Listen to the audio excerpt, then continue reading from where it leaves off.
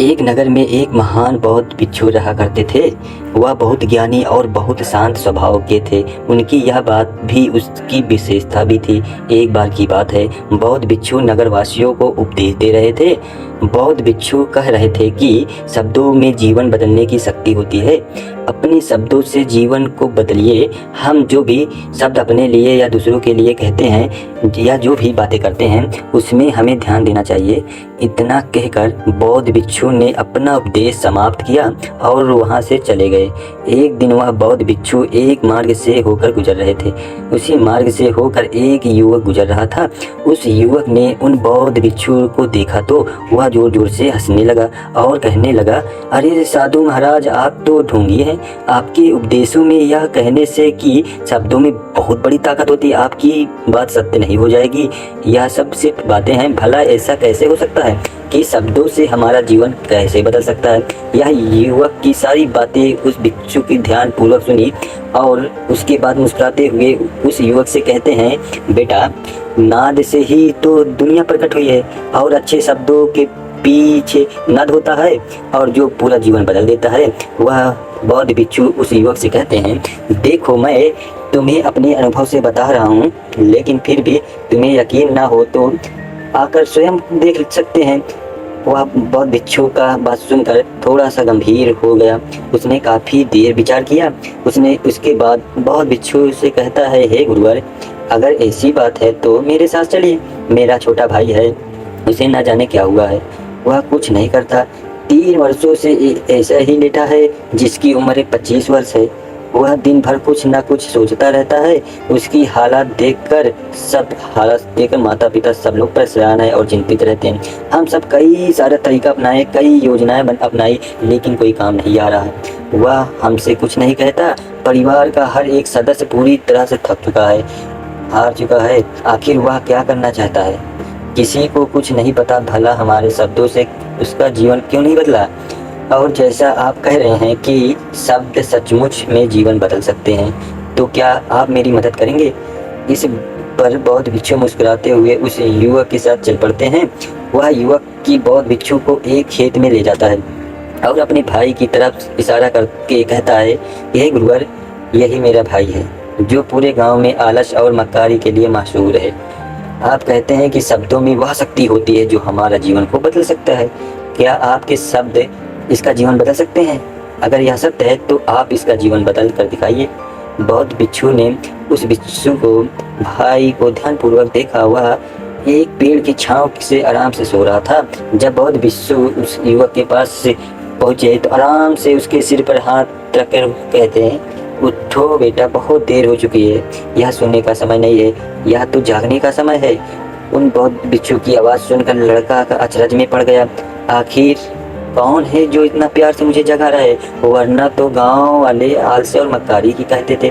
उसने आंखें खोली। आंखें मिलाते हुए अपने बौद्ध भिक्षु से कहा, गुरुवर, आप कौन हैं? आप कौन है? क्यों आए हैं? बौद्ध भिक्षु जब युवक से कहते हैं, बेटा, यह प्रश्न तो तुमसे कहना चाहता हूँ। तुम कौन हो, यही तो तुम्हें जानने की आवश्यकता है। उस बौद्ध भिक्षु की बात सुनकर वह लड़का जोर जोर से हंसने लगता है और कहता है, आप मेरे बारे में जानना चाहते हो? गांव के किसी भी सदस्य से पूछिए, आपको पता चल जाएगा कि मैं कौन हूँ। आपसे हर कोई यही कहेगा, आलसी और मक्कार है। तरह तरह के ताने सुनाएंगे, तरह तरह की बातें कहेंगे। इससे आपको यकीन हो जाएगा, पता चल जाएगा कि मैं कौन हूँ। तभी बौद्ध भिक्षु मुस्कुराते हुए उस लड़के से कहते हैं, बेटा, सबसे पहले मेरी यह बात सुन लो। मेहनती इंसान को उसके अंदर की चोट को पहुंचाते हैं, कभी अपने आप को कोसो मत। और मेरी यह दूसरी बात भी सुन लो। मैंने गांव वालों से नहीं पूछा कि तुम कौन हो, तुमसे पूछ रहा हूँ कि तुम कौन हो। लेकिन तुमने तो अपनी आदत तो मुझे बताई। आलस तुम्हारी पहचान नहीं, तुम्हारी आदत हो सकती है, और इंसान नहीं, उनकी आदत खराब होती है। इसलिए बेटा, तुम अब आलसी और मक्कार नहीं हो, यह तो तुम्हारी आदत है। इतनी सी बात जो गांव वाले नहीं समझ सकते। यह सारी बातें सुनकर लड़का थोड़ा सा आश्चर्यचकित हो गया, क्योंकि गांव वाले हमेशा उसे आलसी और मक्कार कहते थे और तरह तरह के ताने भी सुनाया करते थे। उस बौद्ध भिक्षु की बात सुनकर उस लड़के की आंखों में आंसू आ गए।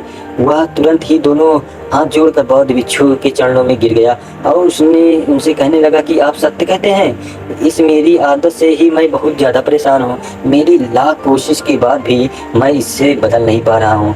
कुछ भी कार्य करने से कोशिश करता हूँ तो मेरा ध्यान इधर उधर विचलित हो जाता है और मैं परेशान हो जाता हूँ और इस दर्द को दूर करने के लिए सो जाता हूँ। गुरुवर, इन आदमियों को बदल नहीं पा रहा हूँ, जबकि मैं भी किताब पढ़ने की कोशिश करता हूँ तो मुझे नींद आने लगती है। मन में अजीब सा दर्द होने लगता है कि ऐसा लगता है कि मेरा जीवन ही यूं ही व्यर्थ हो जा रहा है। और जब मैं इस दर्द को बर्दाश्त नहीं कर पाता तो सो जाता हूँ ताकि जब मैं उठूँ तो दर्द महसूस ना हो। और अब यही भी हो चुका है कि मैं इन आदतों से नहीं निकल सकता। यह आदतें मुझे नहीं छोड़ने वाली।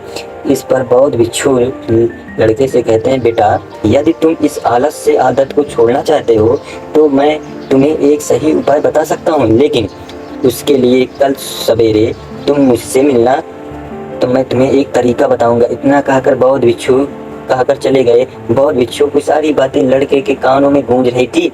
वह समझ नहीं पा रहा था कि बौद्ध भिक्षु ऐसा क्या उपाय बताएंगे जिससे जीवन से आलस्य हमेशा हमेशा के लिए खत्म हो जाएगा। देखते ही देखते रात हो गई। रात भर वह बिस्तर पर करवट लेता रहा, उन बौद्ध भिक्षुओं की बातों के बारे में सोचता रहा और सुबह हो गई। सुबह होते ही लड़का भिक्षु के पास तुरंत पहुंचा। प्रणाम करते हुए कहता है, हे गुरुवर, जैसा कि आपने कहा था कि कल सवेरे मुझसे मिलना, गुरुवर मैं आ गया। अब मुझे वह मार्ग बता दीजिए जिससे मैं अपने जीवन से आलस से निकल सकूं। तभी बौद्ध भिक्षु इस लड़के से कहते हैं, जब भी तुम दुविधा में हो या निर्णय न ले पा रहे हो, तुम्हारे मन में तरह तरह के प्रश्न उठ रहे हो कि मैं क्या करूं, कैसे करूं, यह सब कैसे होगा, तब तुम वास्तव में अपने अतीत से में सोच रहे होते हैं कि पिछली बार तुम्हारे ऐसा करने पर क्या हुआ, क्या अतीत में लोगों ने क्या कहा था। तो आज से कभी भी अपने अतीत में नहीं बल्कि भविष्य को सोचो। इस पर लड़का कहता है, गुरुवर, भविष्य वो कैसे भला हो सकते। तभी बौद्ध भिक्षु उस लड़के से कहते हैं कि मान लो तुम्हारे पास किसी भी चीज़ की कमी नहीं है, तुम्हारे पास वह सुख सारी सुविधा है जो तुम चाहते हो, तो बताओ तुम अपना जीवन को कैसे व्यतीत करना चाहोगे। उन बौद्ध भिक्षुओं की बातें सुनकर लड़का सोच कर में पड़ गया कि क्योंकि वह लोगों से आज तक ताना ही सुनता आ रहा है, किसी ने उससे ऐसी बात नहीं करी। बौद्ध भिक्षु उससे उसकी आने वाली बातें को सुन रहे थे। बौद्ध भिक्षु की बातें को सुनकर वह लड़का स्वयं पर प्रश्न करने लगा, यदि मेरे पास सब कुछ होगा, धन भी होगा, किसी पे कमी भी नहीं होगी, मैं अपना जीवन को कैसे व्यतीत करूँगा। कुछ देर सोच विचार करने के बाद उन बौद्ध भिक्षु से कहता है, गुरुवर, मैं यह दुनिया घूमना चाहूँगा, पहाड़ों पर चढ़ना चाहूँगा, समुद्र की रेत पर चलना चाहूँगा और मैं अपने बहुत बड़ा व्यापारी बनना चाहूँगा। तभी उसका ध्यान टूट गया। वह गुरुवर से कहता है, यह कैसे संभव होगा गुरुवर, मेरे मात्र सोच लेने से सब कुछ होने वाला नहीं है। ऐसा कहते ही अतीत में बीती हुई सारी घटनाओं को उसकी आंखों के सामने गुजरने लगी और एक बार निराश होने लगा। अब यह सोचने लगा कि मेरे पास तो पैसे भी नहीं है, तो मैं भला कैसे व्यापार कर सकता हूँ, और वरना मेरे पास तो कोई व्यापार नहीं है और उसका अनुभव ही नहीं है। इस बौद्ध भिक्षु लड़के से कहते हैं, हर रात अपना लक्ष्य कागज पर लिखो, अगली सुबह उसे पूरा करने की कोशिश करना। जो भी कार्य आपने लिखा है उसको उसी दिन पूरा करने की कोशिश करिए। इस पर लड़का कहता है, ठीक है गुरुवर, आप सही कह रहे हैं गुरुवर, लेकिन जब मैं सोचने लगता हूँ तो बहुत ज़्यादा बेचैन उठता हूँ, तरह तरह का विचार मन में उठने लगता है और विचारों को शांत करने के लिए सो जाता हूँ ताकि वो विचार मुझे तंग ना कर सके। इस समस्या का तय समाधान निकालने के लिए भिक्षु से कहते हैं, बेटा, अंतर्मन के चल को पकड़ो, शब्दों की मदद से नया भविष्य बनाओ। इस पर वह लड़का कहता है, यह कैसे संभव होगा गुरुवर। फिर गुरुवर मुस्कुराते हुए कहते हैं, कैसे होगा जो यह सवाल है, यह सवाल नहीं एक डर है जो तुझे अगला कदम लेने से रोक रहा है। तुमने देखा होगा कि जैसा ही हम अपने अंतर्मन को दोष देते हैं, बुरे शब्द कहते हैं, तो वह अंतर्मन जाकर बैठ जाता है। जैसा हम पूरी भावना के साथ सोचते हैं वैसा ही हम बनते चले जाते हैं। तो अपने मन को संदेश दो कि अपने कमजोरी को दूर करता हूँ, चिंता को ध्यान में बदलता हूँ। मैं उत्साह और ऊर्जा से भरा हुआ हूँ, लगातार अपने लक्ष्य को पूरा कर रहा हूँ। तो तुम दृढ़ निश्चय से किसी कार्य को करोगे तो वह अवश्य पूरा होगा। इतना कहकर बौद्ध भिक्षु ने कहा, अभी तो इस गांव से जा रहा हूँ, बाद में आपसे आकर मिलता हूँ। थैंक यू फ्रेंड्स, अगले वीडियो में ज़रूर मिलेंगे।